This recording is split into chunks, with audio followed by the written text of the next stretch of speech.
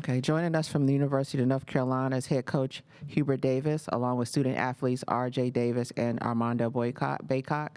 I ask if you have a question, please raise your hand and we'll send a mic over to you. Please limit it to one question at a time. We're going to start with opening remarks from Coach Davis. Okay, we'll open the floor right here in the front. MWSJS, Armando, assuming this is the last time you're going to see DJ Burns, how can you characterize the difficulty of facing him one-on-one?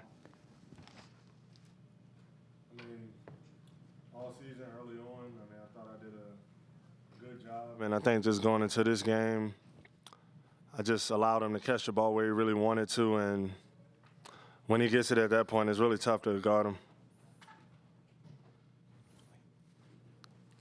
To the left. Yeah, Jeremiah Holloway, Inside Carolina. Hubert, it seemed at the end of the first half, you guys were able to kind of find a rhythm, take the lead going into halftime.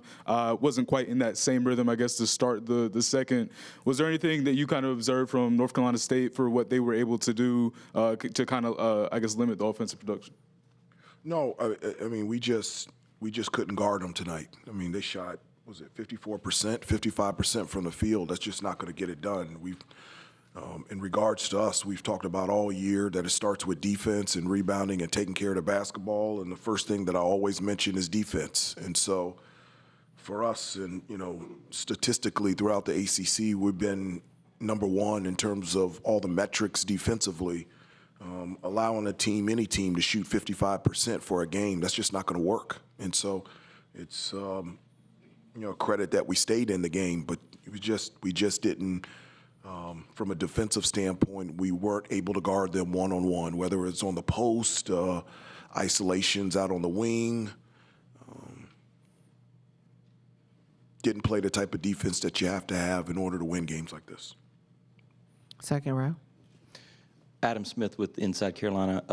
RJ, this was a goal for you guys to come here and win the tournament. I mean, could you just sort of assess your level of disappointment of not being able to get it done tonight in the championship?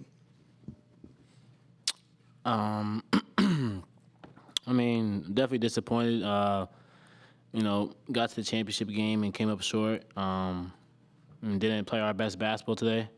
So, I mean, I know that was one of our goals going to the season, but we just came up short. But Coach Davis always talks about our response and how we're going to respond when we get knocked down. So going into the March Madness, we're going to have to, prepare, come together as a group, and fix the mistakes that we made tonight.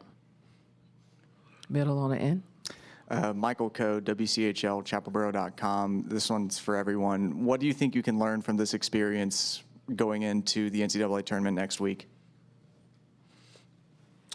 I mean, it's really nothing to learn. We know what we need to do, and as long as we get back to the game plans and what the coaches have told us to do, we'll be fine. Do you want to answer the question, Coach? What was the question again? What do you think you can learn from this experience going into next week? I don't know if there's anything that we can learn. I mean, it's, I've said it before, for us to be the best that we can be, especially in games like this, you're just going to have to defend, rebound, and take care of the basketball. And so we'll go back to work when we get back home and prepare and practice, and wherever they send us and whomever we play, we'll be prepared and be prepared to be the best that we can be when we get out there on the floor next week. And back in the middle. Andrew Jones, Tar Heel Illustrated. This is for RJ and Armando. Did you guys feel out of sync collectively offensively in the second half? And with that, RJ, did you kind of feel like you had to do a lot more than maybe usual to sort of keep you guys going or keep you in the game? I felt like our pace wasn't up to par. I mean, we didn't play really with a quick pace and get down and transition and get easy baskets for us. I kind of just felt like we played into the slow pace of their defense.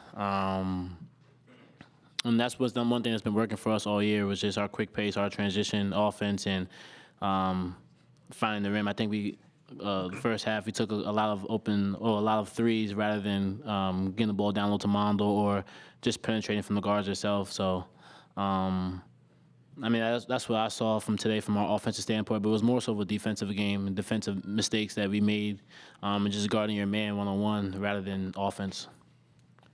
First row on the end. Daniel Wilson, Inside Pack Sports. Coach, one of the big question marks heading into this game for NC State was the fatigue factor. They're playing their 5th game in 5 nights, coming off an overtime win at that. For them to come out as hot as they did, for lack of better phrasing, do you feel like there's a bit of complacency on your team's end to sort of allow that? No, I don't agree with that. Those are your words, my words. I mean, your words. But I think too much is made out of 5 games in 5 days. You have a chance to play in this tournament. You have a chance to win a championship.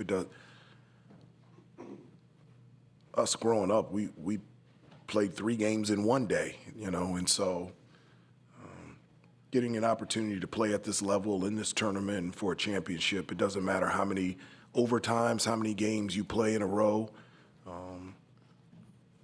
We knew that they would play with great energy, and they did from the start and throughout the entire game. Last question on the end. Yeah, Kip Coons, Press Box View. Hubert, in the first half, it looked like your plan was to double Burns, especially when he caught the ball close to the lane. Did that change, or was it just a matter of where he was catching it? No, it changed throughout the entire game, not just the first half. There were times where we did double him. There were times that we didn't. We didn't want to give him a steady diet of not doubling or a steady diet of us doubling him down low in the post. Every time that you play him, there's always, proposes a question because he's such a great passer. I mean, his ability to be able to score in the paint, he can do that. But he's also a gifted and elite passer, which allows the other guys from the perimeter to be able to shoot the ball from the outside. And so we try to mix things up to keep them off balance. And we've had success against them in the past, and we didn't have success against them tonight. Okay, thank you. Please note the locker room will be open for another 15 minutes.